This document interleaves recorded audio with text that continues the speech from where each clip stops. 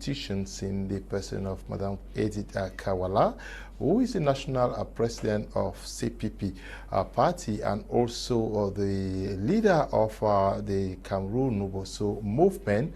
She also wears so many caps and has been doing politics in Cameroon for so long, has been very active in Cameroon's civil society, and has pushed government and other instances to engage reforms. She is in the house with me this night and is going to be talking on a series of topics touching on our national life. We are very happy to have you once again on this platform, Madam Edith Walla.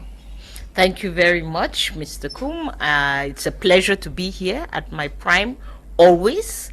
It's a pleasure to talk with Cameroonians, discuss, especially at this time. The country perpetually now, I think for a number of years, we have felt like we are at a crossroads. Yeah. But I think all of us are feeling the winds of change, and those winds of change are making us a bit nervous because there are many ways that change can go. And so it's a pleasure to be here and to discuss these points with you. Okay, Madam Walla, many persons have described Cameroon as being at the crossroads for some years, and now what are those indicators that tells us that we are at the crossroads as a nation? There are a number of indicators. First of all, when you live in a dictatorship and that dictatorship is 40 years old, you know that you're getting to the end of it. We have had Cameroon since independence has only had 2 presidents. The first one stayed 22 years and the current one has stayed 40 years. So we see that you know, we are at a situation where nature in and of itself could decide from one day to the other, because when you are talking about somebody who is officially 89, well, it's life has a course that it is running. But I think that more even than age, biology, the indicator that we are at a crossroads is the chaos within the regime itself. Okay. We see a regime where the left hand does not know what the right hand is doing. We have seen this. We started seeing this a few years ago on minor decisions like entrance exam into ENAM. You will find one government official publishes a list, the other one comes behind and says the list is not correct, and so we saw this on some I shouldn't say minor, because they are decisions that affect the nation, but we begin to see it now on very major decisions. When you see the prime minister of a country go to another country like Canada and agree on a mediation process to end the crisis in the Northwest and the Southwest, and then he gets back to Cameroon, Canada announces the agreement, and then other officials in the government say, no, there was no agreement, we never agreed to this. So this is what tells you that the government is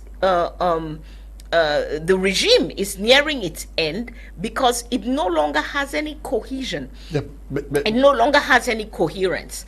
There was no official statement that says that the Prime Minister himself was in Canada. Maybe some persons engaged in that process on behalf of the nation. No, I don't believe so. Okay. A country like Canada is not a country that will make a public statement without having the guarantees. They will not make a public statement based on some discussions with some private individuals, even based on discussions with national leaders. I don't think that if I went to Canada, even though I'm a well-known figure in Cameroon, I don't think the Canadian government will then make a public statement stating that we have agreed to mediate. All the information that I have from the background states that these negotiations were carried out with the Prime Minister himself, and then were rolled back by other forces in government.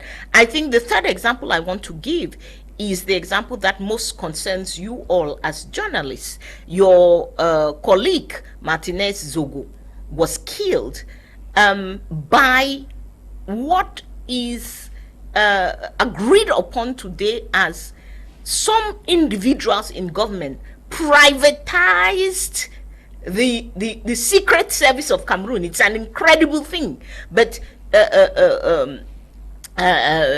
we have individuals, Mr. Amugu Belinga in chief, who were able to pay money to the Cameroonian intelligence system to carry out private affairs.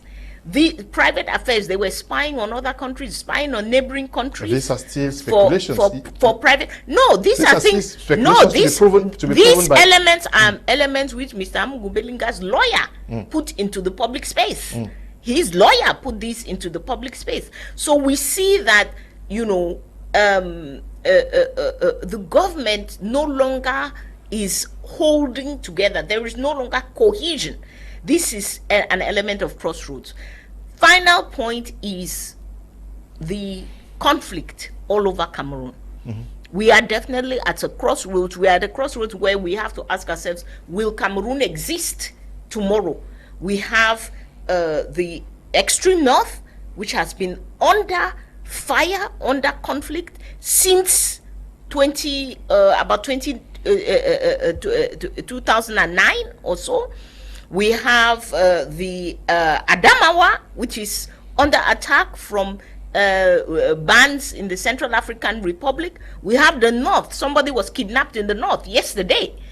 In the Tuburu region, people do not realize that as we talk of kidnappings in the Anglophone regions, people are being kidnapped in the Adamawa and in the north region. And of course, we have the conflict in the northwest and the southwest region. So finally, in Cameroon, you have 5 regions in open, active conflict. And then the neighboring regions are impacted by that conflict. In 2020, the West region, the Noon division, saw 70 attacks from armed groups coming from the northwest region. Yes. So we also witnessed some attacks in the Menoir, exactly, in the Metois and in the littoral. Yeah. So you realize that you know, people try to, I hear some people say, oh, we are not at war, and I look at them and wonder, are they living in this same Cameroon? Because we should not, it's not because we're in Yaoundé and Walla with a semblance, and I really stress that the semblance of where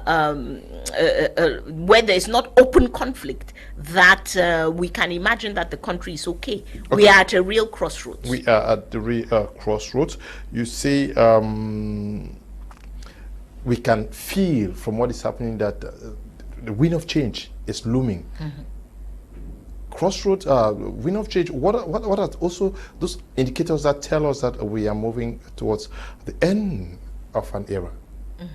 These things you just cited? Yes, I think the main thing is that first of all, is a good number. Look, when you look at the trio that is at the head of the institutions in Cameroon, we have a trio which is averaging 90, right, from the head of state to the head of parliament, to the head of senate, to the head of the National Assembly. So they cannot live forever. These people, at some point in time, naturally speaking, they're going to have to leave. But I think even worse than that is that the ministers below them, a good number of them, are also of that same generation. You take our Director General of National Security. You take there are various ministers who are in that same generation. So there is nothing that can be done. That generation has to go. The question is, and Cameroonians should not assume, sometimes people meet me on the street and they say, Madam, oh no, why are you people worrying yourself? Nature is going to take care of things. My goodness, I think that the worst thing that could happen to us is that those people see an end to their lives without us bringing about a well thought about political transition.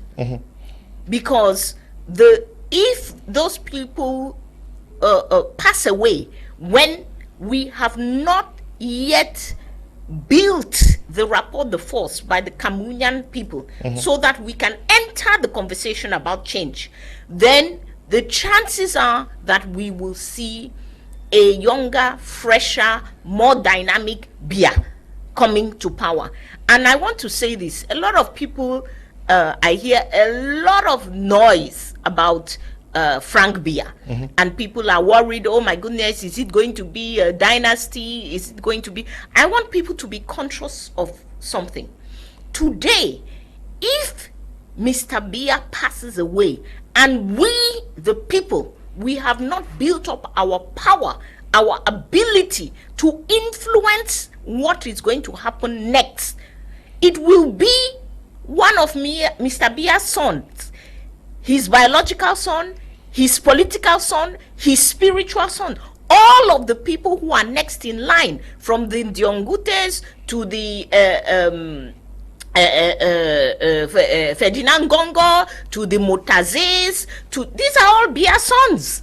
Okay. To the Atanganjis, they are all Biya sons. These are all people who have worked with Mr. Biya for the past 20 years. And these are the people who are running the country today. No. So we know already what their governance is going to look like. There will be no surprise. They are the ones running the country today. You are talking about in the case where something happens, so we don't wish for that. But can we also say that one of the key indicators that points us to the fact that certainly we are moving towards the end of an era is the fight for succession? Do you see persons positioning themselves already for that? Of course. Of course, there's a huge fight for succession within the regime. I think we all see it very clearly, and we are paying the price for it. We are paying the price for it because all of the successors believe that they are trying to put all of the conditions in their favor. Each one is trying to put all of the conditions in their favor, and one of the things that they believe will influence this is money. And this is why they are stealing like we have never seen stealing before in Cameroon. This is why they are pocketing billions and billions of franc CFA without us being able to control them or to stop them. And Mr. Biya is certainly not controlling them or stopping them. We are, Mr. Kum, I believe one of the last times I was on your podium here was about COVID funds. $300 million, over 181 billion franc CFA. You're also talking about the CanGate. To date, we have no resolution. We have CanGate in the thousands of billions. CanGate it blows your mind because COVID gate is even groundnut money when you compare it to CanGate.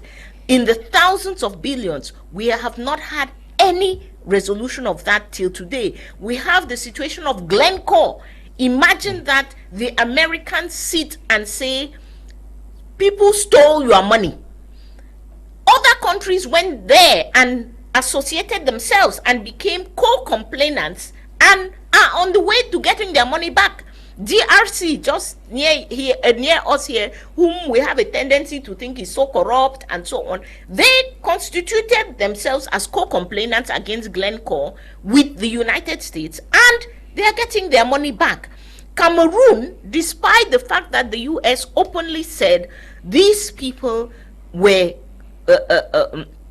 paid bribes to government officials and got undue favors because of these bribes, Cameroon did not constitute itself as a co-complainant.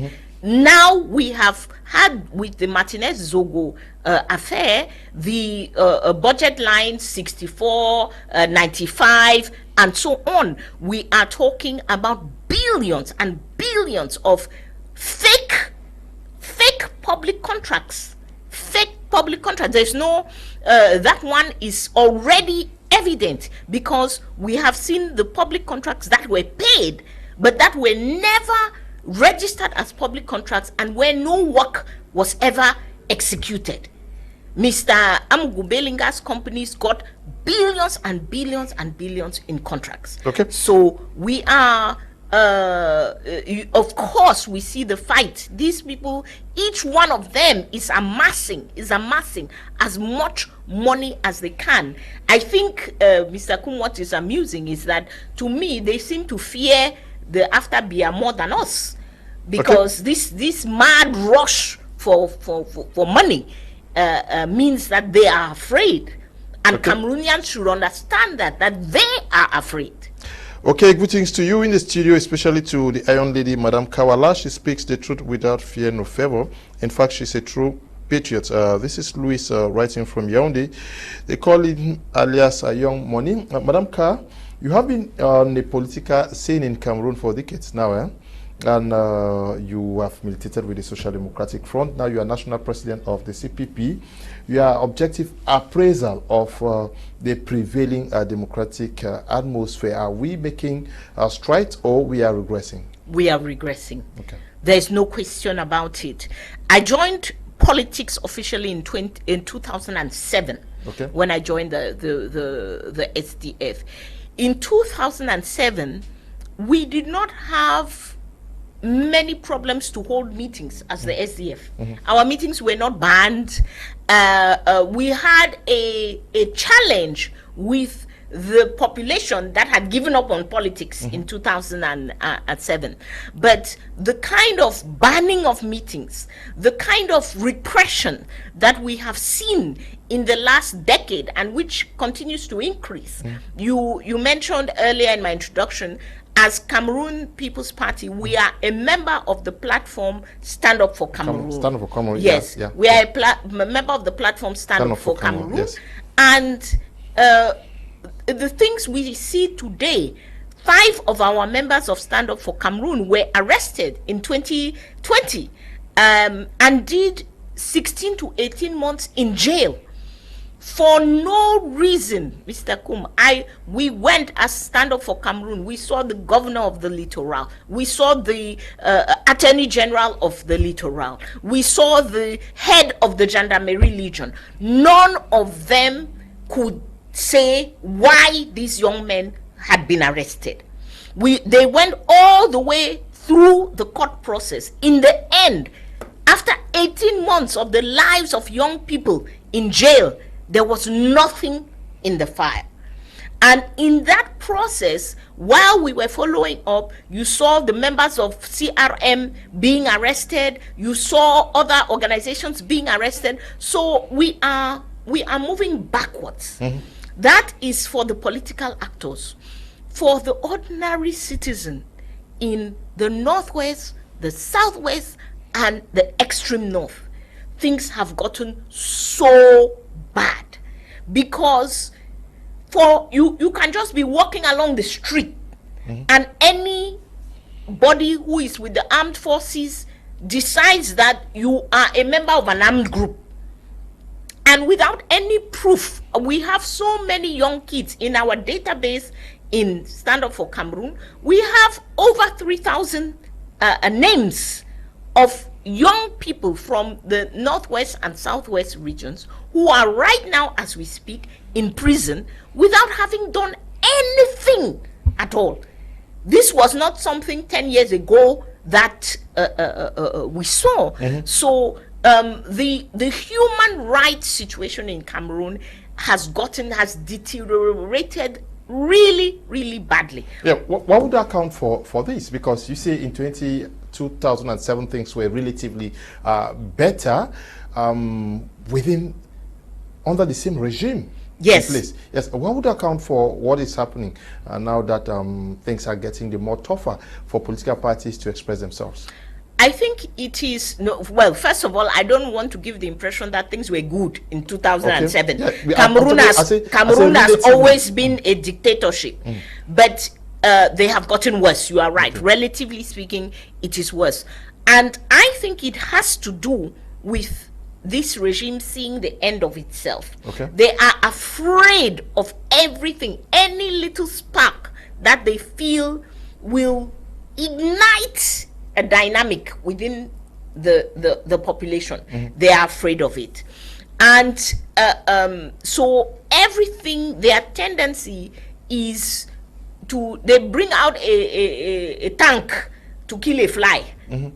So anything you are coughing in a room, they come and surround your your house with military. So I think they are it's an indicator that they are extremely fragile. That is number one. Number two, which is also their fault. These people managed the country. When Mr. Biya took over the country 40 years ago, there was no war in Cameroon. There were differences of opinion. There were even divisions, but there was no war in Cameroon. They have managed things so badly that they have pushed Cameroonians to go and take arms to fight for their rights. Now, after doing that, instead of sitting down with these people and saying, what is wrong? How do we resolve this? Instead of creating non-violent channels to resolve crises, this government systematically believes that it can beat you into submission, that it can kill you into submission. So systematically they unleash violence. The arms of a dictatorship are just two: corruption and violence. These are the only two strategies that they have. Either they buy you or they kill you. So what Cameroonians have to realize is that as long as we do not organize ourselves to really face this regime, as so many other people have done, we send our children today to America to escape Cameroon. And I always ask Cameroonians, where would we have been sending our children if Black Americans, African Americans had not fought for centuries and continue to fight till today, so that a black person can have relative freedom in America? Where would we are sending the children to South Africa? Where would we have been if those in power, the ANC, had not fought for over 100 years? Because when we say, I hear some people say, oh, we are tired, we are tired. You cannot be tired. You cannot be tired. We will only be tired when we have the minimum amount of freedom. So we have to continue the fight. As I say often, if you are tired, rest for a bit. I understand getting tired and resting. If you are tired, rest for a bit, but come back and let us continue the fight. And the people of Cameroon must understand that freedoms are obtained through fighting for them. Non-violently, without violence. We don't need violence to fight. We need organization and we need determination. Just like the Black Americans did to get civil rights in America, just like the South Africans did to bring an end to apartheid. And it is when we have fought and obtained those freedoms that we too will be comfortable in our country. Okay. Now, the government has not actually made things easy for you guys of the opposition, and you think that we're moving backward when we look at our democratic climate in Cameroon. But how well has the opposition itself done? There is no, Mr. Kum, there is no, and I want to be clear with this on with Cameroonians. The opposition has done as well as it can in a dictatorship. Okay. You know, the question I often hear, oh, but you people in the opposition, what are you doing? Imagine that you are living in a house with a father who beats his children, pours hot water on them, screams and yells all the time. Then you ask the one or two children. Most of the children in the house are sitting and just trying to hide away from that father. They are just trying to hide. When the man comes, they are just hiding. But the one or two children who are standing up and who are looking for that moment, looking for a way to say, no, what you are doing is not correct. What you're doing is not right. What you're doing is not acceptable. Those one or two children, you start asking them, how well have you done? Okay. You start asking us how well we have done. We live in a society where we are arrested, we are beaten. Yesterday, on Friday, last Friday, in our Friday in Black meeting, people were watching the video, my video in 2011 of water truck, water cannon being poured on me. That is our working environment. That is our working environment. Survival. The fact that we are still here and talking, we are doing well. Madam Kawala, yes. The CPP, Stand Up for Cameroon, and a host of others, you have been on the field. I've seen some parties like the SDF, the MRC, get down there. But we are talking about 300 political parties. Where are they carrying out these actions that you are citing? Because I know what happened to you in Yaoundé. You were locked up severally. You've been picked up. Yes, but we're talking about 300 political parties, and Cameroonians have been clamoring that let them even come together. Mr. Kum, again, you as Cameroonians, you are in a house that is burning.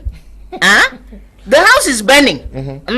We are a few of us picking up water and picking up sand to put out the fire. And instead of coming to help to carry the water and the sand, you are busy saying, but why are all these other people not carrying water? Why are they not doing this? Why are they not doing what is our problem? Or every time I hear this number of 300 political parties, you people behave as if you don't know what those 300 parties are. They are a tactic of the dictator. It is a tactic of dictatorship to multiply political parties, to create them and divide them, and so on and so forth. You know very, very well who the less than 10 political parties are in Cameroon. Stop asking us about the other 290. Come and join, and let's work together and put out the fire in the house. Okay, you want me to drop my journalism profession? No, I don't. I want you to do your journalism profession. Journalism requires you to be objective. 290 plus parties exist only on paper and have been created by the regime in place for their own end. So stop asking me about those 290 parties. I don't have anything to do with them. We have nothing in common. They are members of your family, the opposition.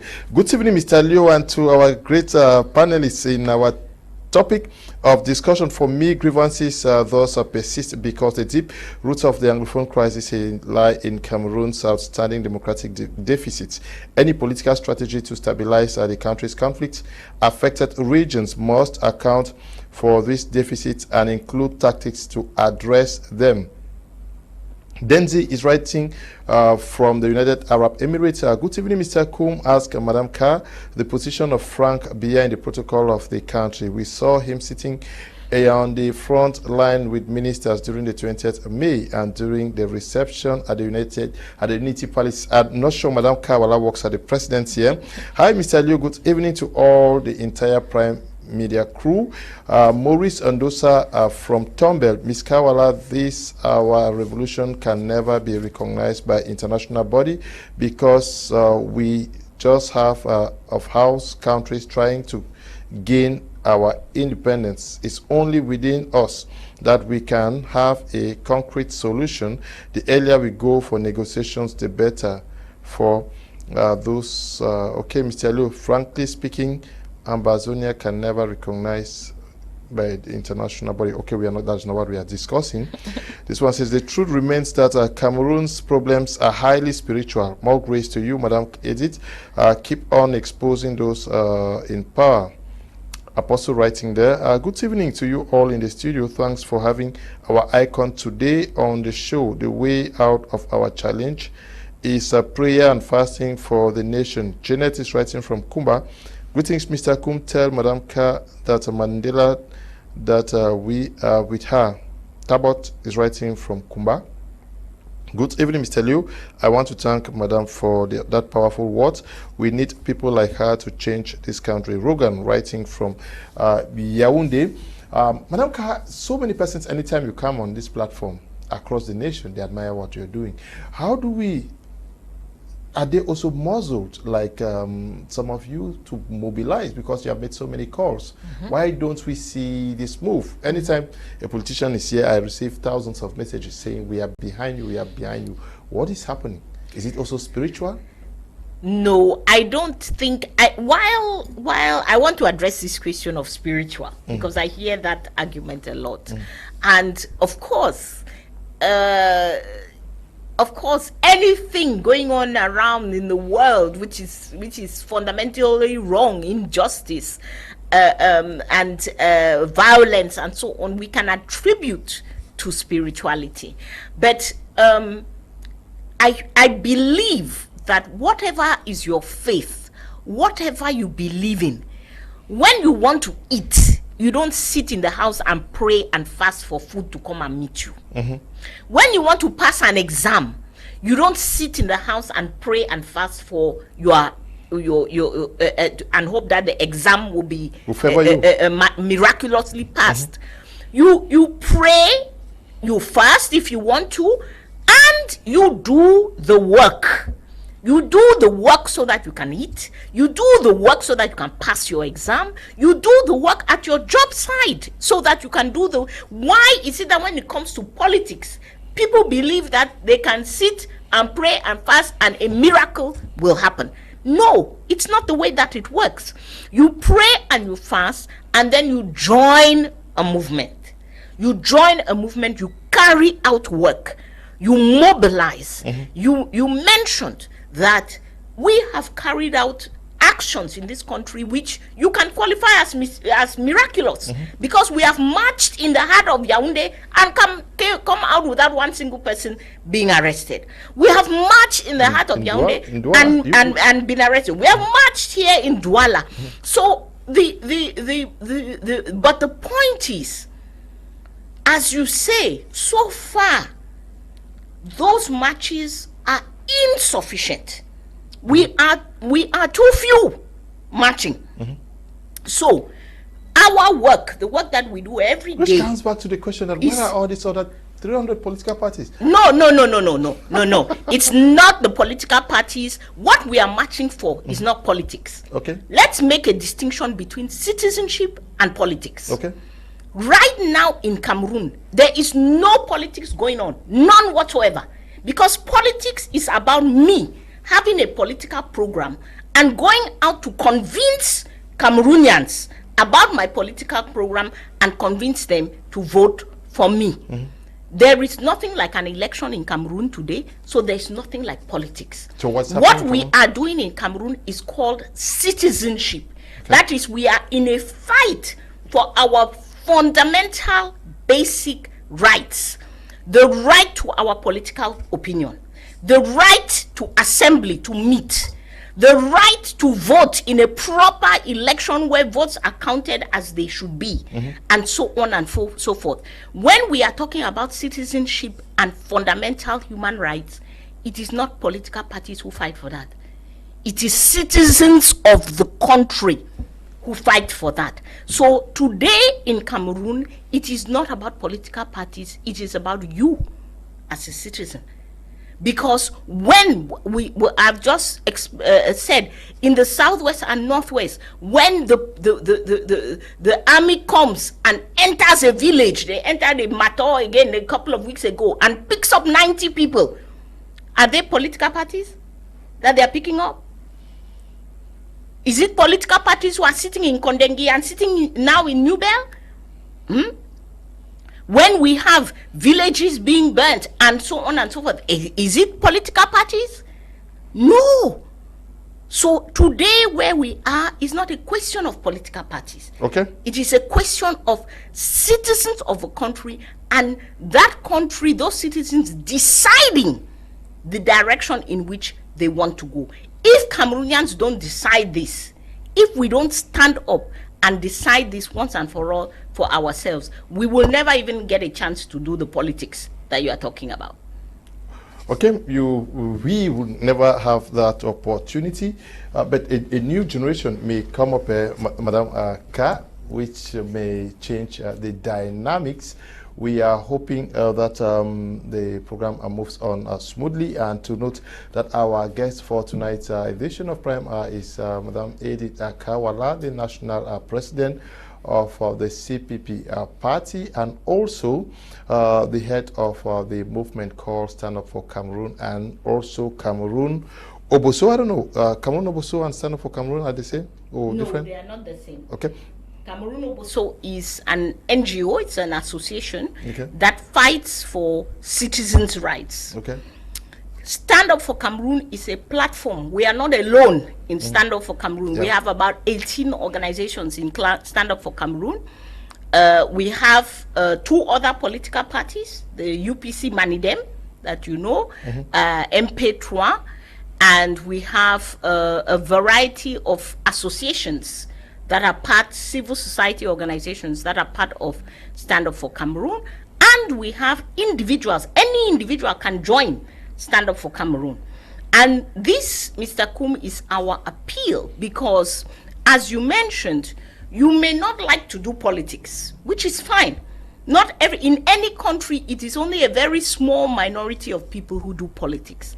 But even if you don't like to do politics, you should like your rights as a citizen, and you should stand up for those rights as a citizen. Today, we are working with market women, we are working with teachers, we are working with workers, women who have restaurants on this, the small restaurants on the side of the road. What are their concerns? Their concerns about their working conditions. Their concerns are about the economy. I was amazed, Mr. Kum, when we went to the market women to listen to their economic analysis. Their economic analysis was on point because, of course, as people who are selling, they have understood that the buying power of the Cameroonian is no longer what it used to be. And what they are requesting, what they are fighting for when they come and join us, is for economic rights. They are saying you have to give people jobs so that they have salaries, so that we can sell our merchandise in the market. Okay. So Cameroonians have to realize that whether your concern is about water, whether it is about electricity, whether it is about the education of your child, whether it is about the job that you don't have, you as an individual have to stand up and join the groups that are fighting for those rights. If you do not do that, we will never, ever, ever achieve the objective in our country of every citizen having a minimum amount. A minimum amount. We are not asking for the sky, but we are saying every citizen should be free.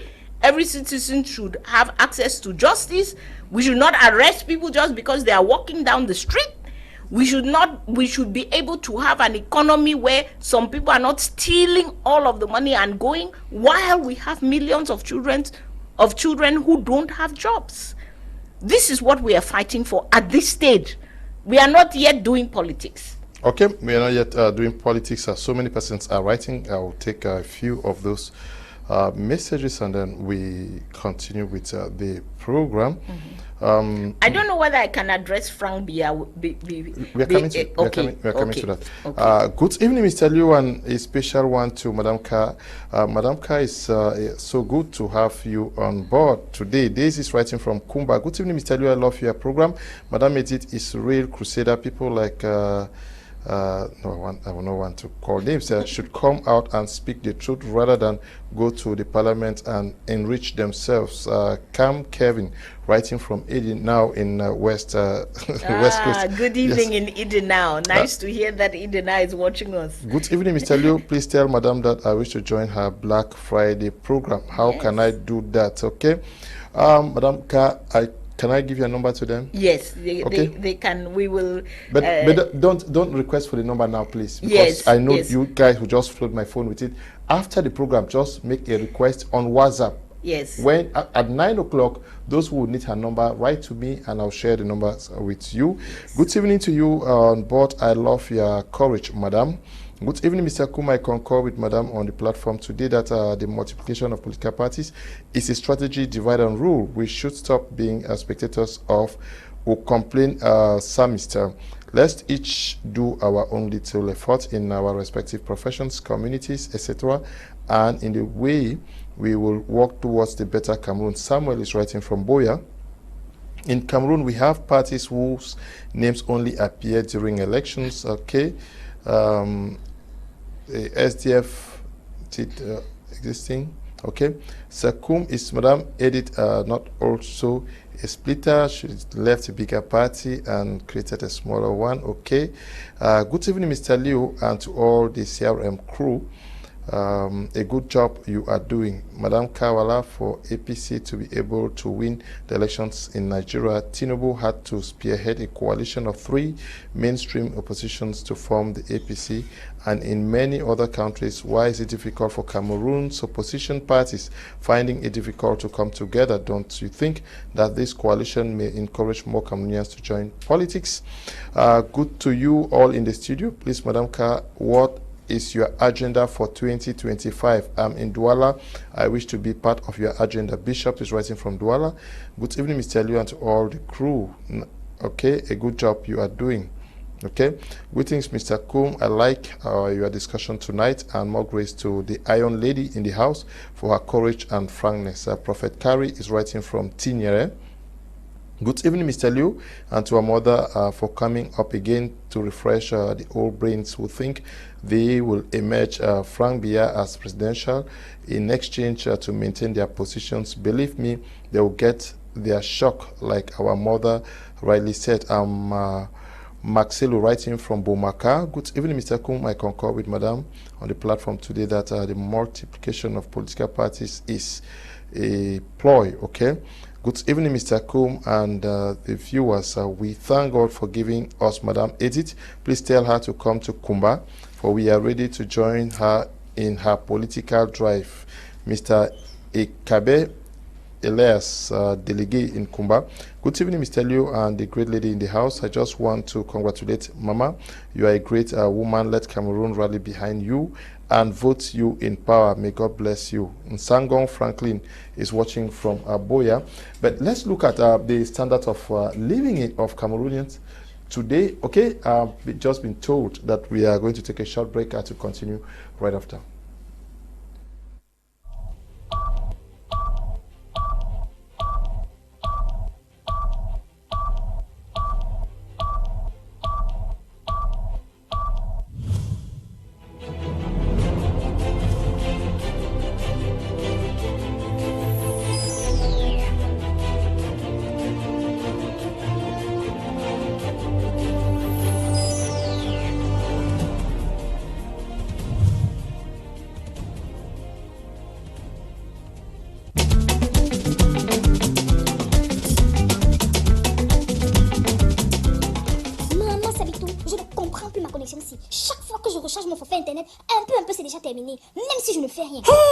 Chaque temps on te parle, mais c'est comme si tu ne comprends pas. Je vais te donner 2 petites astuces, tu vas venir me remercier après. 1. Désactive seulement la mise à jour automatique de tes applis. 2.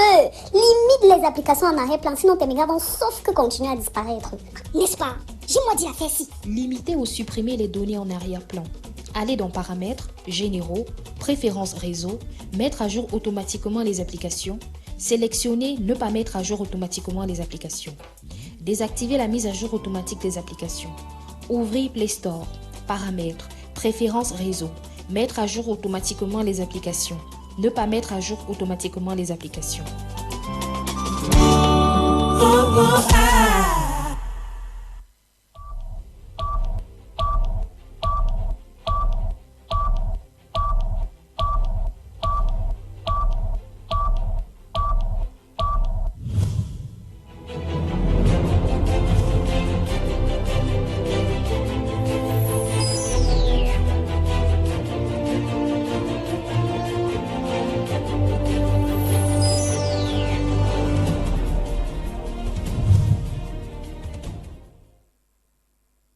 Welcome back. You're watching Prime on My Media Prime, and the guest on today's edition of the program is Madam Edith Walla, with whom we are looking at some of the burning issues touching on our national life.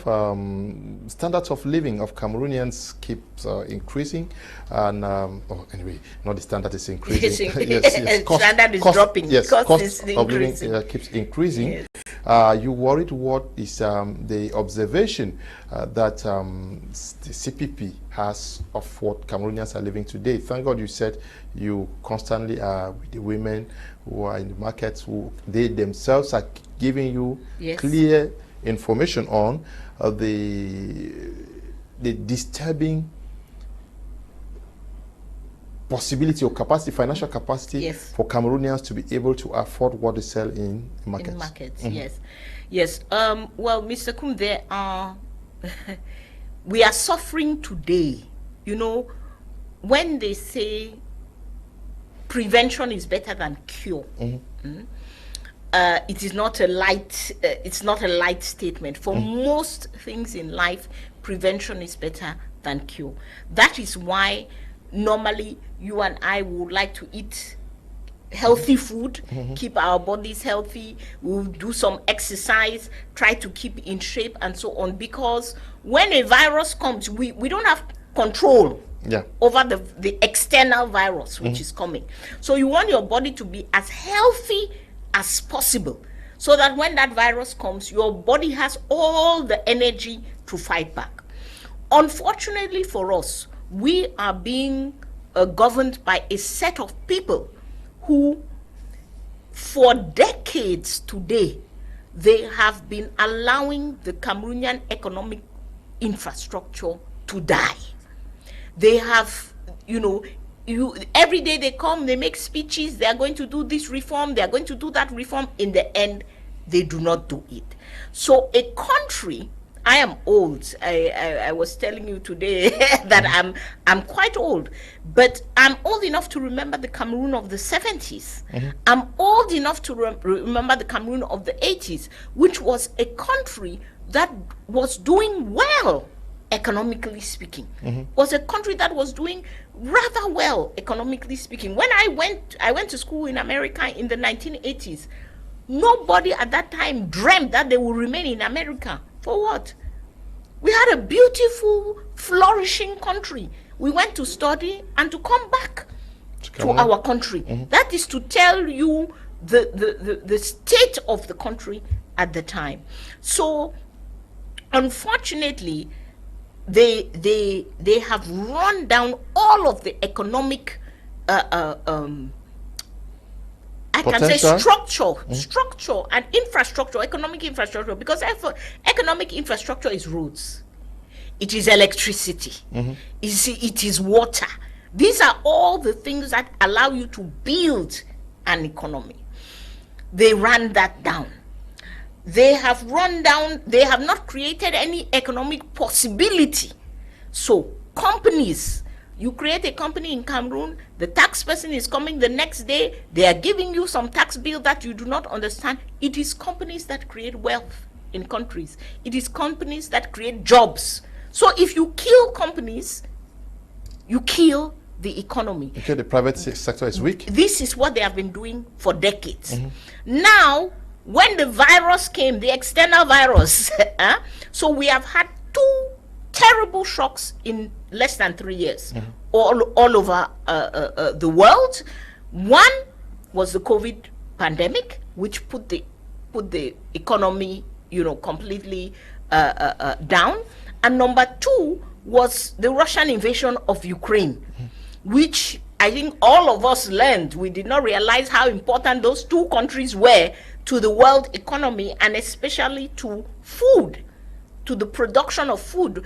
So these are countries which were exporting 70% of the grain to the world, and most importantly for Africa, fertilizer. They were supplying about 40% of fertilizer to the world.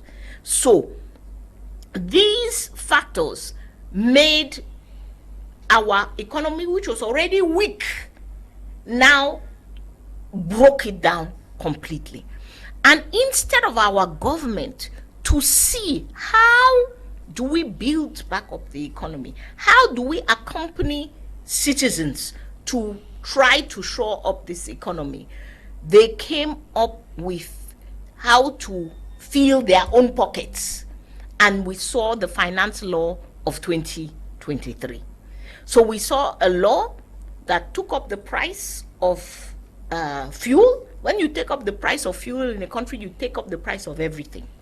We saw a law that took up the prices of all administrative services, but once you increase a fiscal stamp, then you have increased the price of all administrative services. We find parents today who, to pay to have the results of their children, of the exams that their children have taken, in order to go to a university or to go to another school, they are paying 100, 200, sometimes 300,000 francs just to collect results for a child.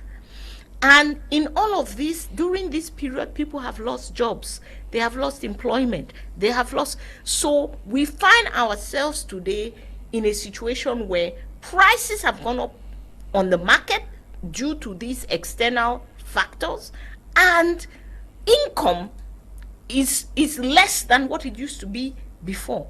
So Cameroonians are desperate, and this is what the market women are telling us about. I always like to go to the field.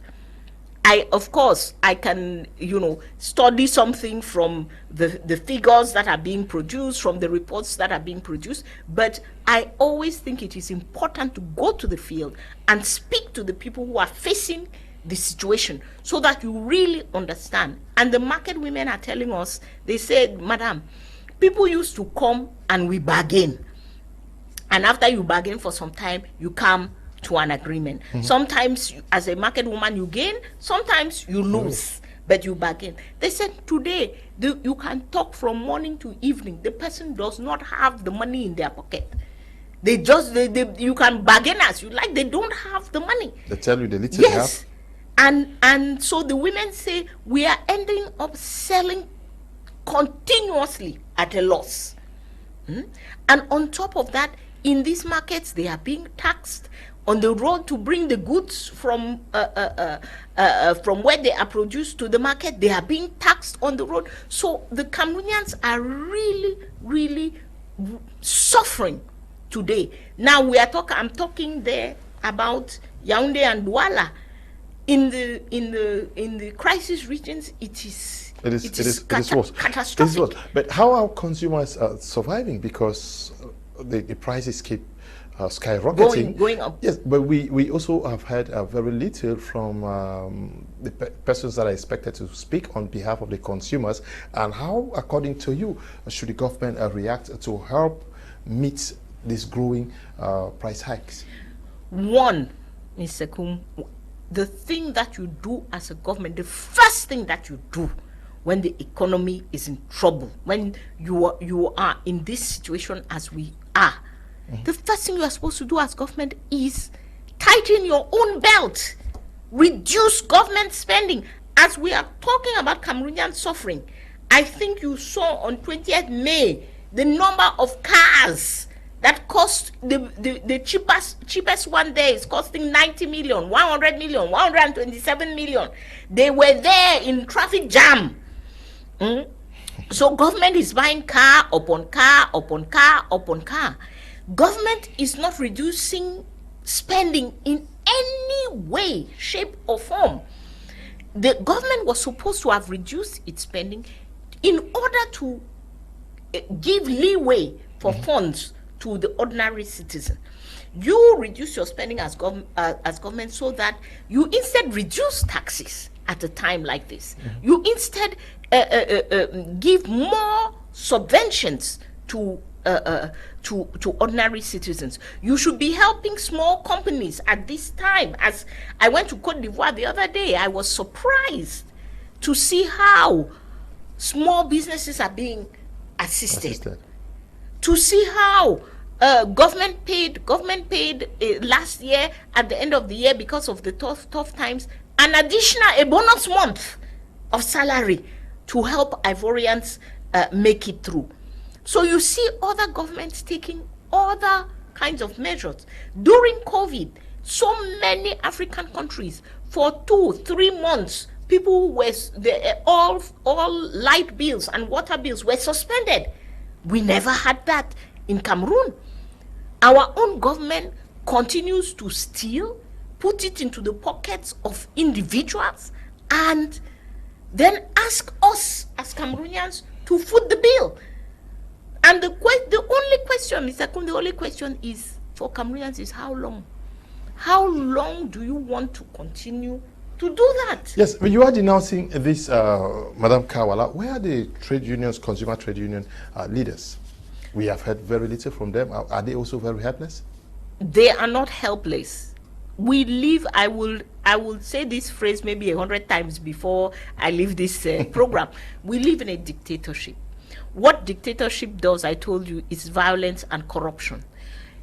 In a lot of groups, whether they are associations, whether they are trade unions, whether even these markets that we go to, you discover that the people at the head have either been bullied or they have been bought.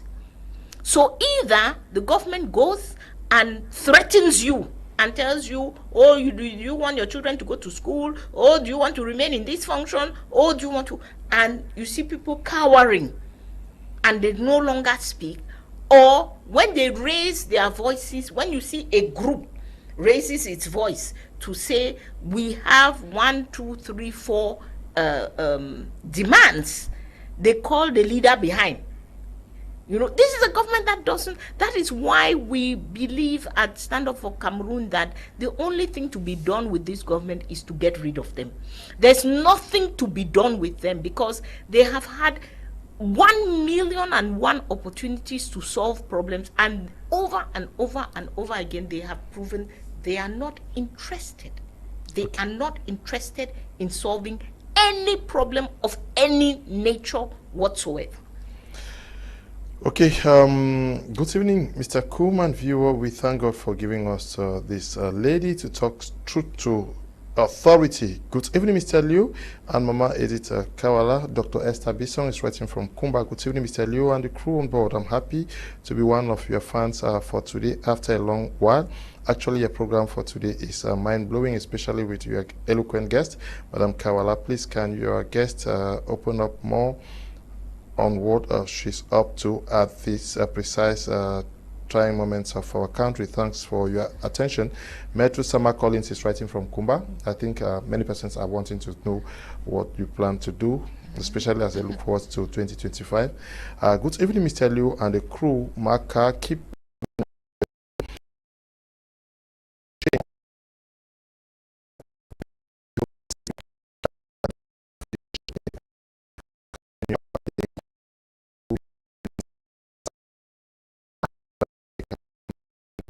Noko Nganje, writing from Bamenda. Good evening, Mr. Leo. Kudos to Madam Ka. How can I join Stand Up for Cameroon?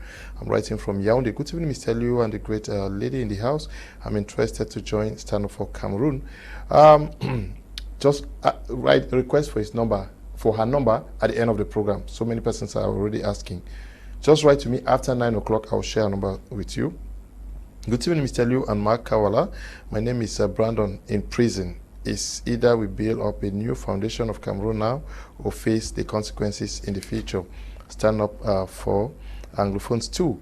Hello, Mr. Kum. My regards to you and Mrs. Kawala. Mr. Kum, we all know that at this point, the situation in Cameroon, there is no way any political party can beat CPDM right now because CPDM has all the resources at their disposal. My question to the president is, why can't all the political parties in the Northwest and Southwest come together, join their resources and fight this common enemy? I called it enemy because I don't think Mr. President, the common man in Cameroon is counting on you. People, please, you need to do something as a mother as fast as possible. Cameroon is the only country we have. Thank you. Good evening, Mr. Liu. All those who left opposition party to create others just help the CPDM to achieve their agenda. Okay. Good evening, Mr. Liu. Greetings from Kumba, and I'm very pleased with Madam's intervention, my dear sister and visionary. May God Almighty continue to grant you the grace to accomplish your lofty goals. Okay. Good evening, Mr. Liu. Kudos to Madam Ka. Courageous woman, don't give up easily, even when life throws them. They have their inner strength to keep going and never succumb to despair. May God bless her. Okay. Bonsoir, Monsieur Leo and Madame Edith. I'm glad we have some people in our country like Madame Ka, Walla, who still fights for humanity and human rights. Please, Mr. Liu, I want you guys to address the issue of inflation in this country. It is one of the things the government. Okay. Brandon is writing from Boya. Good evening, Mr. Liu. I'm called Ngwe John, a student at the University of Boya studying international relations and conflict resolutions. Well, I want to say a big thank you to our mother in the studio. Okay, long messages, I can't read them because there are so many of the messages. Okay, Madam Kawala is doing it the right way. Keep up, madam. You master the subject matter. Thanks, Mr. Kung, for doing your job with passion. I enjoy your professional skills in journalism. John is writing from Ghana Street in Bamenda. Good evening, Mr. Liu. I thank Madam Kawala should not discourage political party, because that same political party would do great things. Okay.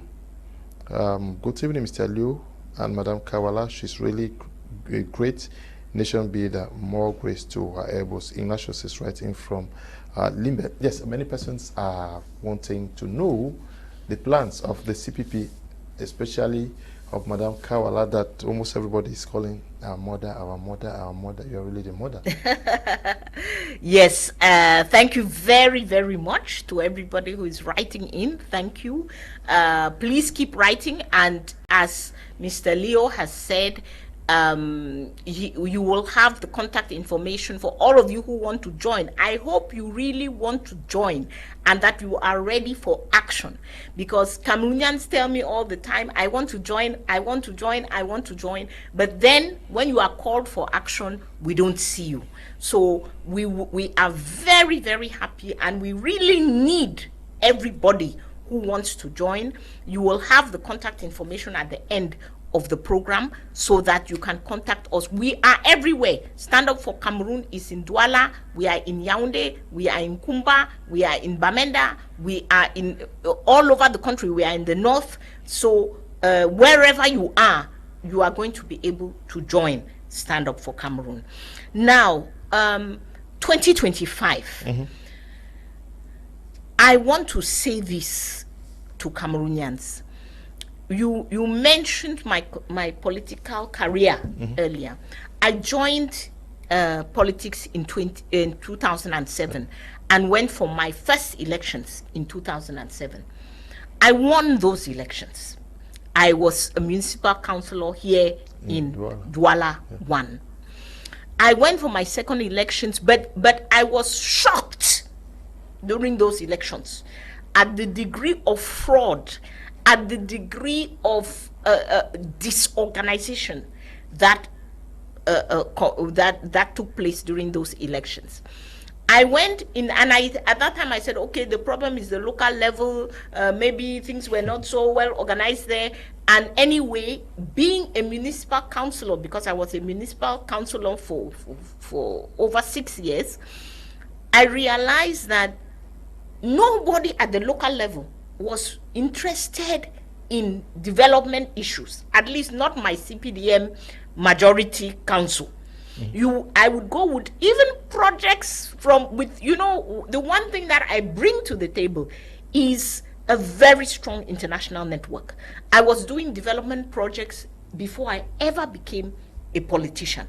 In my neighborhood here in Dikolo, Bali, we have done projects for young entrepreneurs. We have done training for women. We have done health projects, all of them financed by funds which we were able to raise with our connections. I took those connections to the council, thinking that now being a council, we will be able to multiply this by 10, 20. Unfortunately, Mr. Leo, nobody was interested by that. People, the CPDM has created a system where the only thing people who hold power are interested in is chopping. Which contract can I get? Which government contract can I get so that I will, which budget can I manage so that I will take? I was so shocked by this at the council level. So I said, okay, that means that the fish is rotten from the head. Mm-hmm. So let me go to the head and decide to make a difference. I went for elections in 2011. Mm-hmm. And there I discovered the highest fraud of all. I discovered, we talked about liberties. Even in 2011, Mr. Leo, it was according to the individual you found on the ground. I was received by some governors like a presidential candidate. So I would arrive the town, the governor receives me, bring out his staff, greet me, and tell me, Madam, please, you are welcome to our region and go about your political business. While the governor is doing that, a DO somewhere will come and block our political meeting and say that the meeting cannot take place in the same region. Then you discover that these people have built a system which is so dysfunctional that governors cannot tell DOs what to do, because the governor does not know how that DO got appointed. And you may discover that the DO has more power than his governor. Mm-hmm. These are the dysfunctionalities of the system that have been built. So the experience of the 2011 elections made me realize that somebody has said it in the messages. As long as we live in a dictatorship where the CPDM controls the voters list, you and I, we never see, there's no transparency on the voters list in Cameroon. So you and I, we do not know how many people are registered, who is registered, where are the places where people who are dead are still having their names on the voters list. They do an exercise, they do a masquerade, but there is no way for opposition parties like in other countries to control the voters list. Yeah, that is where the cheating starts. But why don't you people ask for this during meetings with Elekam? Oh my goodness, Mr. Leo, I'm soon going to think that maybe you are Gabonese, you are not Cameroonian. No, because the number of, we have not only asked for this with our local Elekam offices. We as CPP, we went to Yaoundé to meet the Elekam board. They were not interested. These people are not interested. One day we will compile for you the reform, because we are a very methodological party. We don't just go there and talk. We write, we take the law, we give them suggestions, we tell them this and this and this and this is what should be done for the system to be improved. Nobody is interested. We have undergone, I was telling the story yesterday, in the 2013 elections, because some people say, let's form a coalition. We have done that. In the 2013 local elections in Walla, in the city of Walla, we were 5 parties in a coalition. All of 5 of us ran together. UDC was for Douala 2, CPP was for Douala 1, AFP was for Douala 4. When the CPDM realized that we were winning the election, they stopped all campaigning and so on, and simply created stands outside the polling stations. I believe you must have seen them at that time. People were sitting outside of the polling stations. Some of them come to your television platforms and want to look and act like responsible people. They were sitting in cars and giving 5,000 to people to go and vote. And on that day, so speaking of Elekam, on that day, when we saw that cheating going on, the cars were parked right outside the polling station. We saw the cheating going on. We called the the armed forces, because there are always police in every polling station. There's security. We called the two gentlemen and said, but look at what is happening there in front of it. It was not hidden. It was in front of everybody. You know what their response was? Oh, sorry, madam. We are here to guard the polling station. Those people, they are parked outside the station. So we are not going to, there's nothing we can do. We said, okay. We now call the SDO to say, but Mr. SDO, we are here in a polling station and there are people out there, because what they were doing very obviously, they were giving people, they give you 2,000, you come in, you vote, you bring back the bulletin, what do we call it in English? You bring that back, the papers, and then they give you the remainder of your 3,000. So we called the SDO at the time and said, look at what is happening. Funny enough, his response to us was, oh, Madam Walla, you say what is happening? Madam President, you know what is happening? But where are the people? I said, but they are packed right just in front of the polling station. Oh, no, today our security is about polling station. So if they are outside the polling station, there's nothing we can do. And SDO, that was not enough. We called the governor of the time, at the time. Mr. Governor, look at what is happening. It was when the governor answered that we realized it was a strategy, and that the standard answer was that they were parked outside the polling station. These are all the elements of cheating that we are talking about. In Cameroon, the CPDM controls the voters register. They control Elecam. So when you say go to Elecam, who is Elecam? Who is Elecam? Yeah, but the members of Elecam were all members of the Central Committee of CPDM up to the moment of their nomination. The law even requires that you are not supposed to be a member of political party.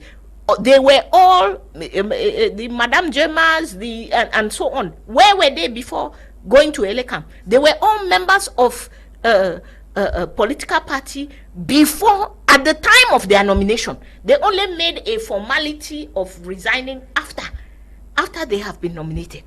This is Elecam. Now, so they are the ones controlling the election with Minat, no, with a Minat, a minister of territorial administration, who says openly that he is a biaist. He does not say that he works for the country of Cameroon. No. He says that he is a biaist.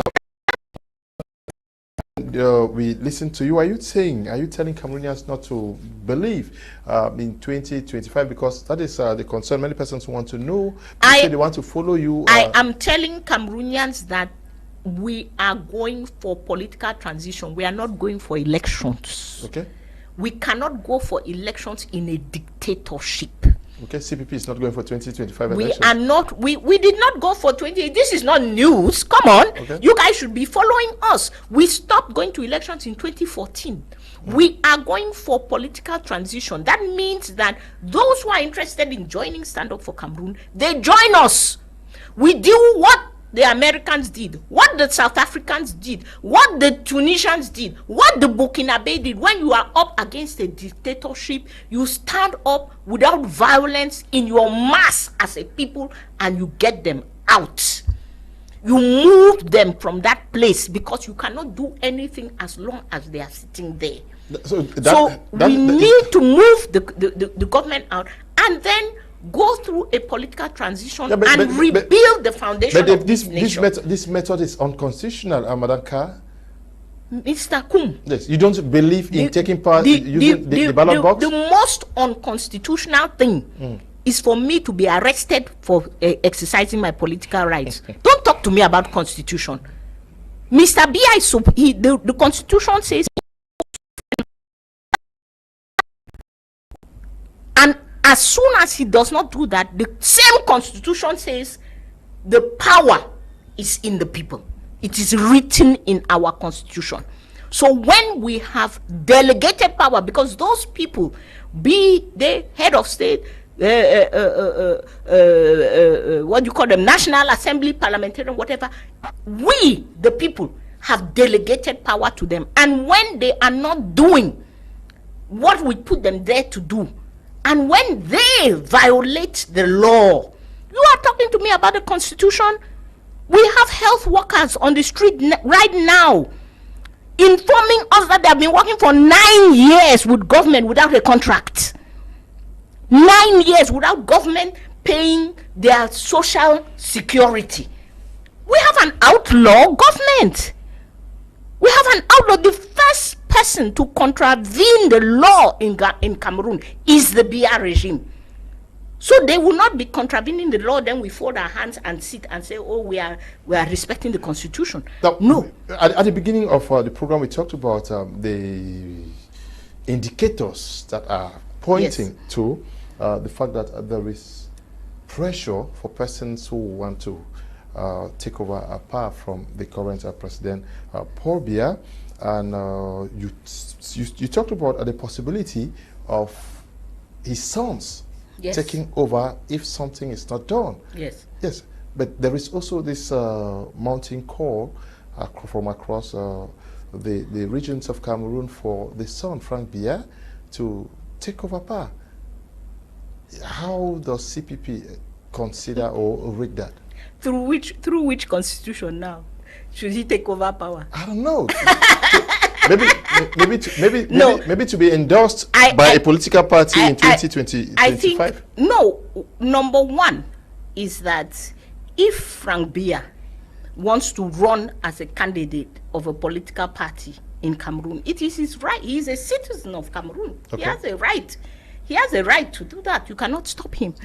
And but the most important thing that I want to say to Cameroonians is that we should be careful not to focus on one son and forget the others. Mm-hmm. We are focusing on Frank Biya because his name is Biya. Mm-hmm.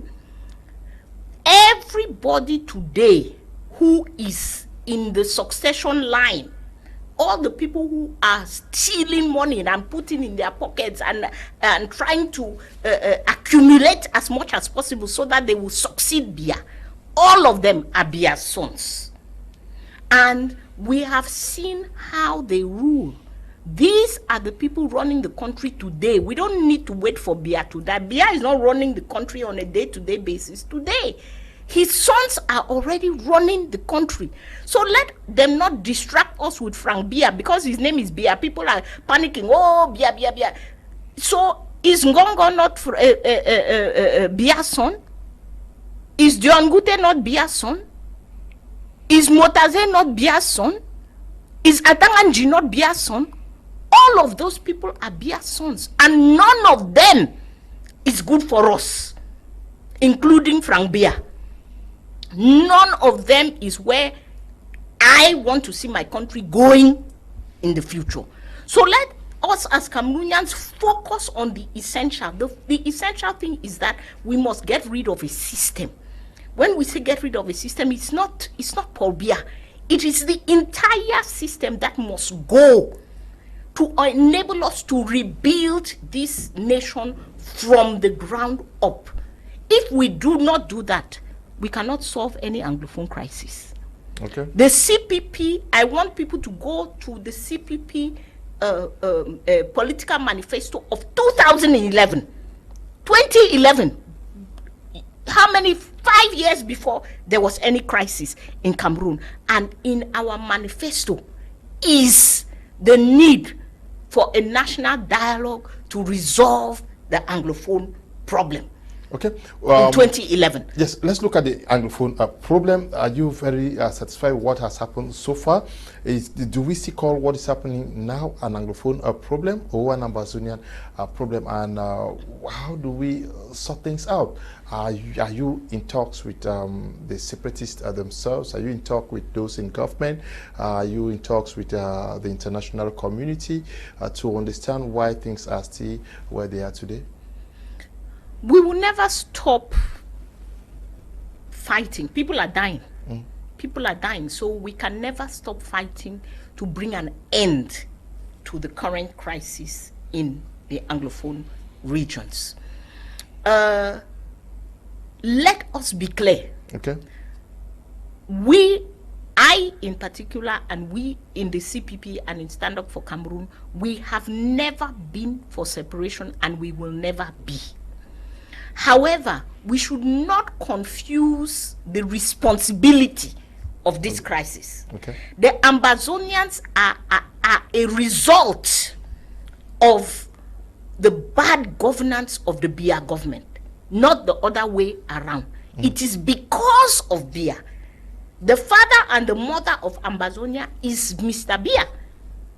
He is the one who ran the country in a way that got people so mad and made people to feel so disenfranchised that they had to take up arms. Yeah, no, let's be clear. I do not agree, and I have never agreed. I think I am one person who has been consistent on that from day one. I do not believe in violence as a solution to anything. It never brings any solution. It only brings chaos. And we are seeing it now in the Northwest and the Southwest. I do not believe in the separation of Cameroon. I believe we have a history. That history has been badly managed. We have discriminated against the Northwest and the Southwest. We have to resolve those fundamental issues, but in my opinion, they are resolved within Cameroon. And they are resolved by giving more autonomy to the regions to determine their own development, to build their identity, to be strong in their identity. But as much as I do not, I never have agreed with the Ambazonians, and I do not agree today, and I will blame them for a lot of violence and havoc that they have created in the Northwest and Southwest, but I will never say they are the origin of the crisis. They are the result. If Mr. Biya had run Cameroon, he had, before Ambazonian crisis, he was in power for 35 years. He had 35 years to develop the country equitably for every Cameroonian to feel comfortable in Cameroon. He had 35 years to address the problems that we had at the level of independence. He had 35 years to really make English a language which is spoken throughout, so that every Cameroonian, wherever they are on the national territory, they can get administrative services, they can get justice, they can get whatever they need in the language in which they are most comfortable, which was what we agreed upon in entering into the union. So he had 35 years to do things right, and he did them wrong. He made them worse. We cannot forget that it is Biya who changed the flag. It is Biya who changed the name of the country. It is Biya, it is under Biya that we got justices, magistrates in the Anglophone region who cannot speak English. It is under Biya that we got teachers who are trying to teach children, but they don't understand the language, they don't understand the curriculum. Yeah, but President Paul Biya is in Yaoundé. There are ministries responsible for that. Do you say that as president of CPP, you master almost everything that is happening down there? But the separatists themselves, they have leaders. They have President Sayabacho is a leader, Chris Anu is a leader, and a host of others. And to say President Paul Biya is the head of... I say he's the mother and the father. He's the one who gave birth to them. When they have leaders, where do you place the leaders? Sure. Where did the leaders come from? The leaders came from Biya's bad governance. Some of those leaders, some of those people you have cited, some of them are victims. I don't know if people know that about some of the Ambazonian leaders. Some of them are people whose rights were whose rights were violated here, who went to prison here. Yes, many of them have a personal grudge against the country. So, Madam Kawala, you were also arrested. They are the result. No, you were also arrested. That is why I say I do not agree with their choice. Okay. I don't agree with their choice. I never have from day one. Violence, we cannot take up arms against a violent government. We cannot say we are going to be, what are you going to do? Be more violent than the man who is violent? No. This strategy was wrong. It was wrong in 2015, it was wrong in 2016, in 2017, it is wrong today. And the Ambazonians have done a lot of harm in our communities. They have done a lot of harm in our communities because they gave guns to kids. They gave guns to children without training, without ideology, without philosophy.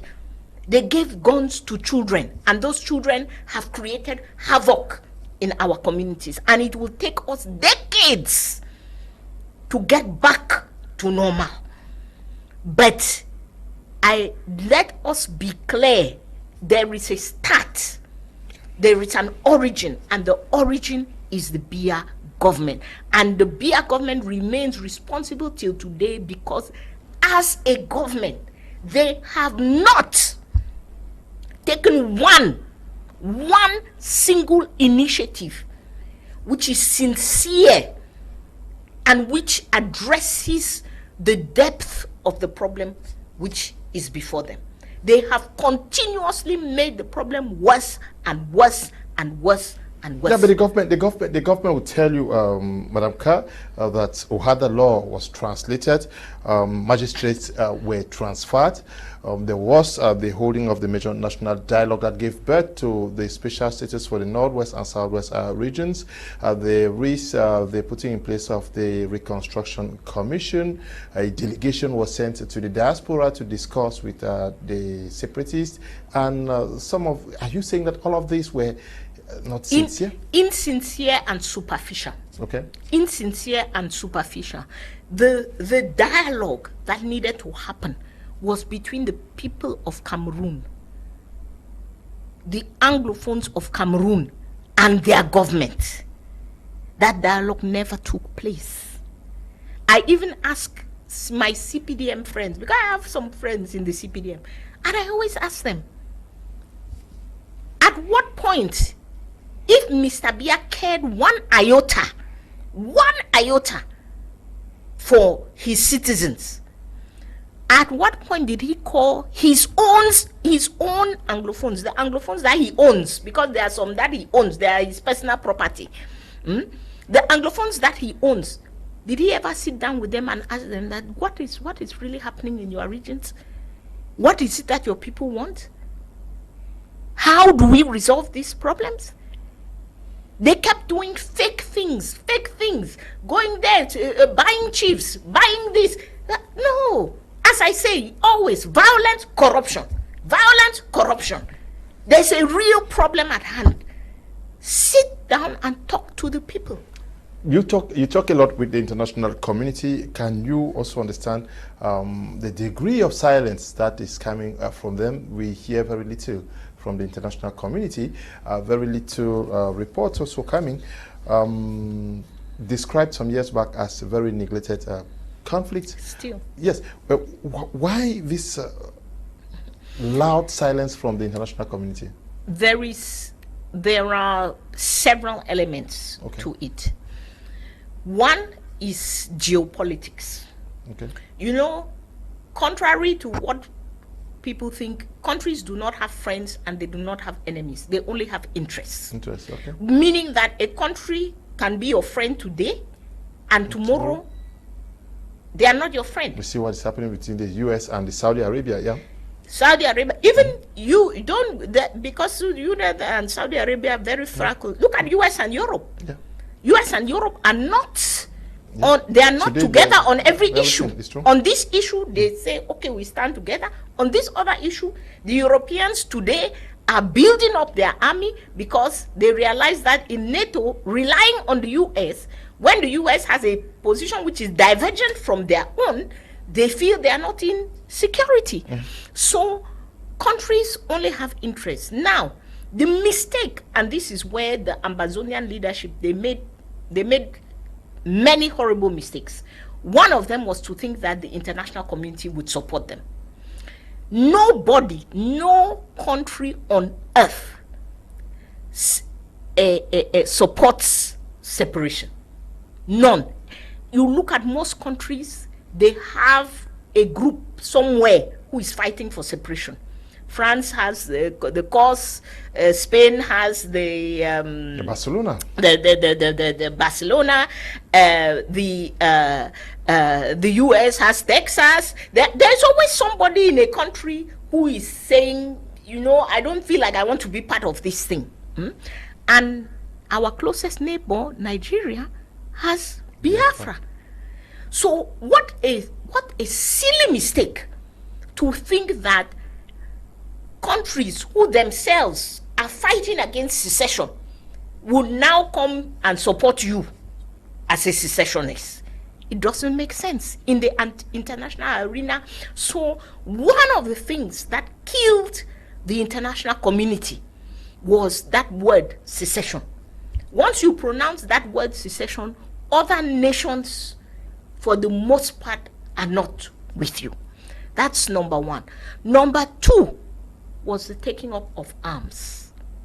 Because, again, who are you going to? You are going to other countries who are also managing their countries. If they support you in what they are doing, they open the road for somebody in their own country to start doing that. So, by definition, the definition of a country is that we give the monopoly of violence to the state. That is in every country. It is the state who has the monopoly on violence. The state who has the police, who has the gendarmes, and then we create laws to manage that monopoly which we have given them. We don't allow everybody to get up from this side and say, I'm going to solve my problem with a gun. So the taking up of arms was such a huge mistake, because it meant that other countries could not support you. And we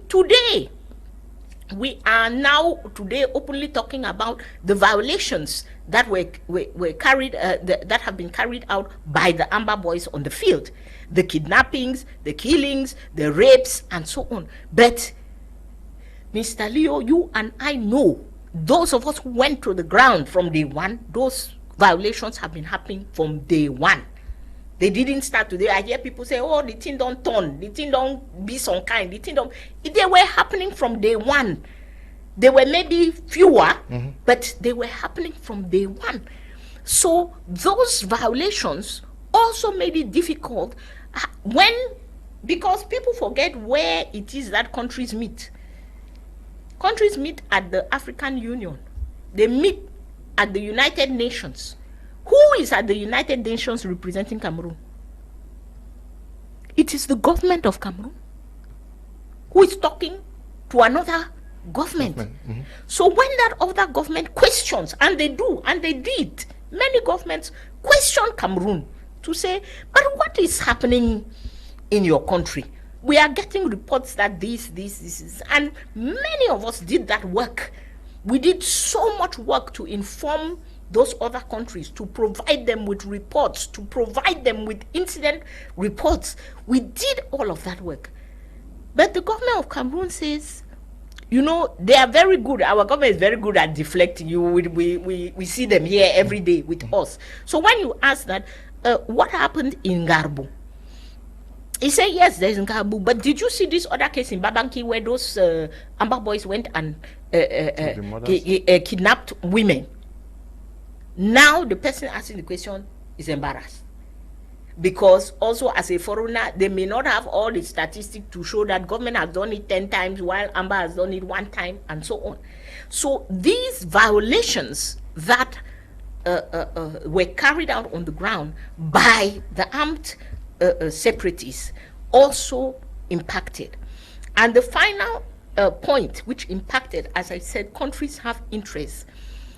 Currently, Cameroon, Nigeria, Chad, and Niger are fighting Boko Haram. In the fight against Boko Haram, they have a multinational task force. That means that their armies have come together to fight Boko Haram. Now, that means the Cameroonian soldier is fighting next to the Nigerian soldier, next to the Chadian soldier. When now you have the problem in the Northwest and Southwest, which came after the multinational task force was in place, and so on and so forth. Nigeria looks at its interests. Where is Nigeria's interest? To fight Boko Haram or to support Ambazonia? Nigeria's interest is to fight Boko Haram. And they need Cameroon to they need Cameroon to fight Boko Haram. So they are not going to upset Cameroon at that time with embarrassing questions and so on and so forth. I'm talking as somebody who advocated to the Nigerian government and to Nigerian officials who told me that, madam, we understand you, we see you, but at this moment, this is where priority lies. We cannot go down that road. So, meanwhile, Chad, Niger, and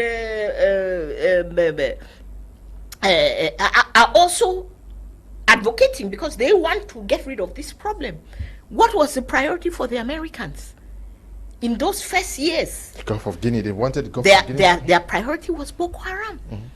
They wanted to, their priority was terrorism. And the government of Cameroon was a good partner, according to them. So, sometimes we are under the illusion as citizens that, people who say, we are for democracy, we are for this, justice, we are for this, that they are just going to follow that line of democracy and justice. No country does that. No country does that. And if we watch the news, we will understand, because even in their own countries, they don't do that. So talk less of in their partnership with people like us. But that does not stop us. That does not stop us from continuously advocating. And I want here to thank all of those, all of the colleagues, the Agbobalas, the Esther Omams, the all of the people, the Maximilien Gombe, and so on. All of these people who have fought continuously for the last 6 years.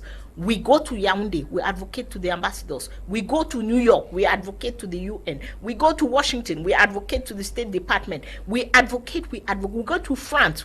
We have not relented.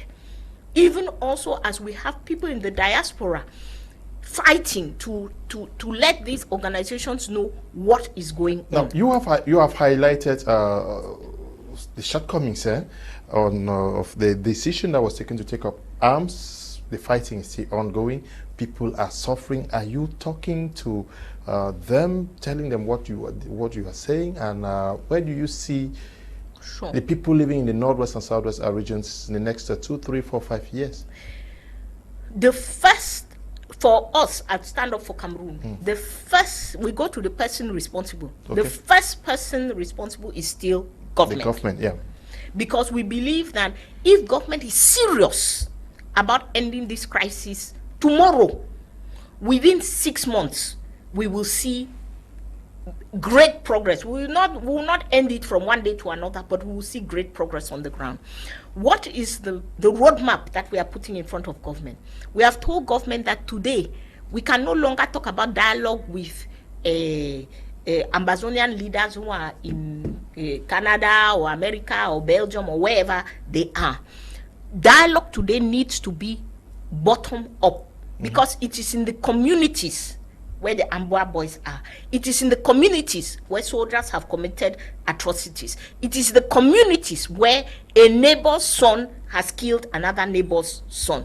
That is where we need to start the dialogue now. Okay. The Northwest and Southwest, we have 13 divisions in those two regions. We have about 60 municipalities. Let us go to municipal level, break down and start the dialogue, and allow the people to come together.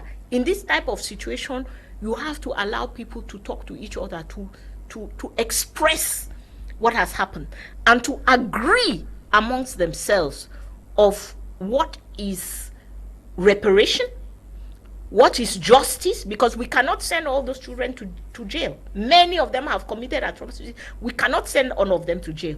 But there must be reparation. In these kind of cases, sometimes they say, if I have committed a crime against you, then for 6 months, I must work on your farm. For 6 months, I must clean your house. Whatever it is that they agree upon as reparation and as justice has to be done at that low community level.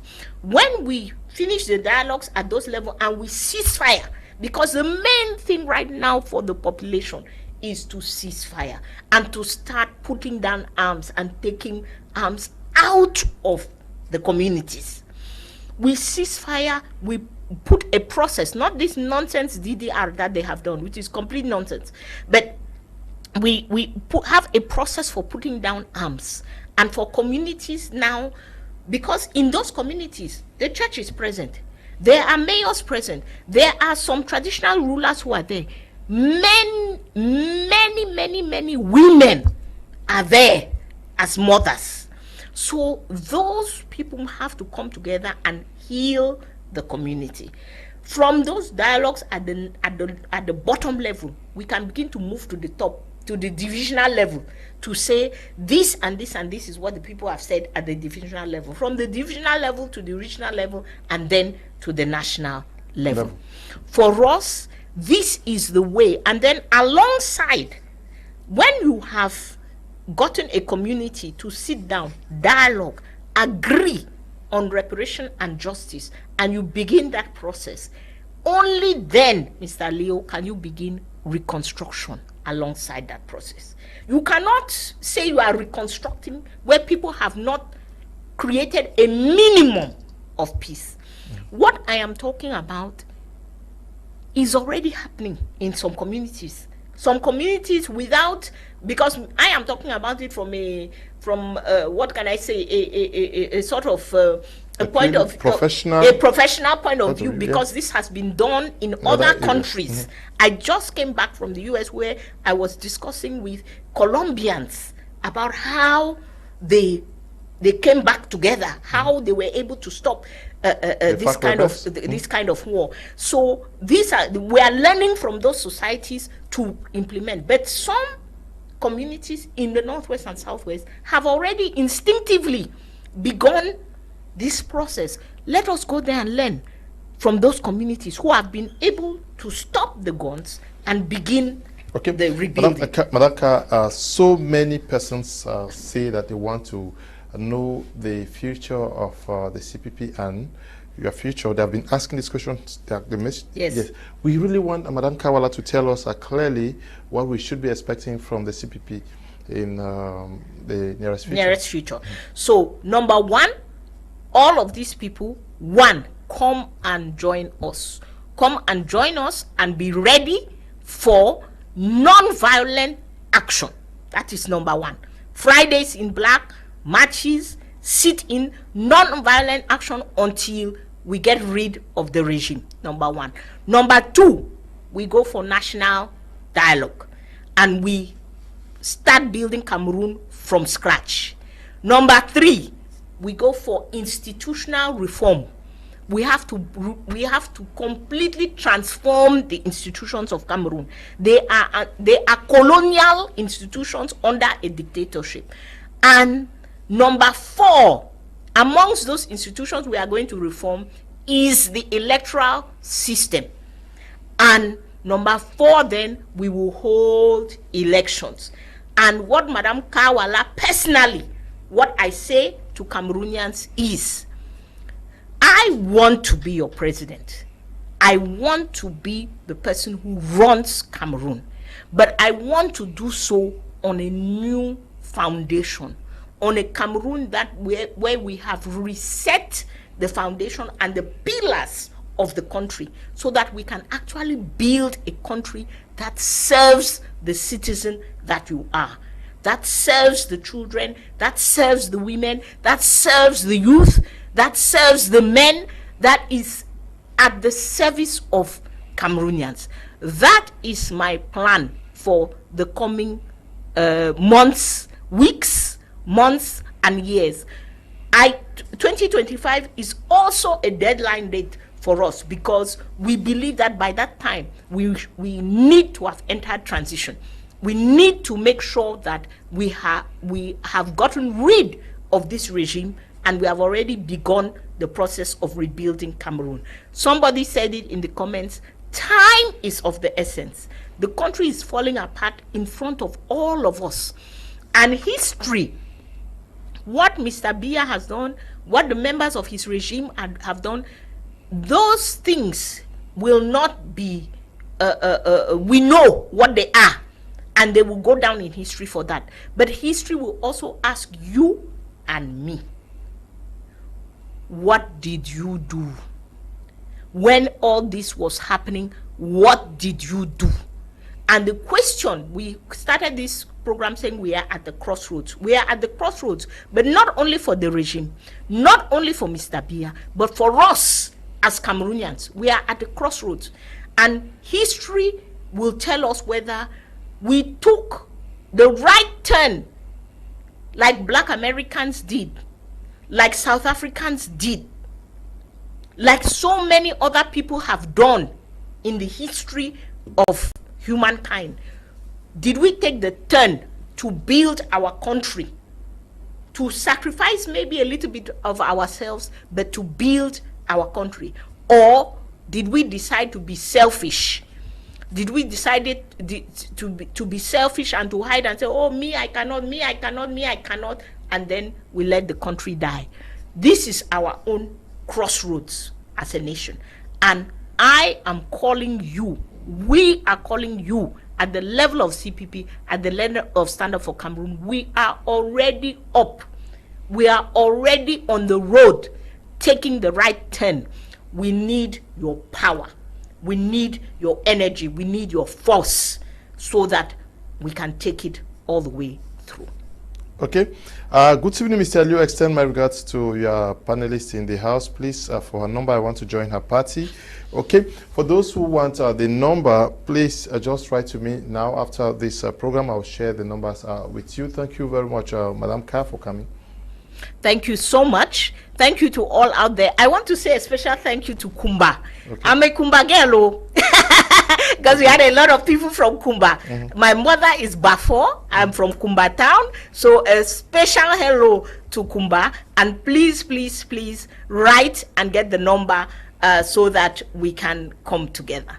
Okay, we want to thank you all also who took time off to watch today's edition of Prime Hour, and a special one to you, Desmond and Eli, for production.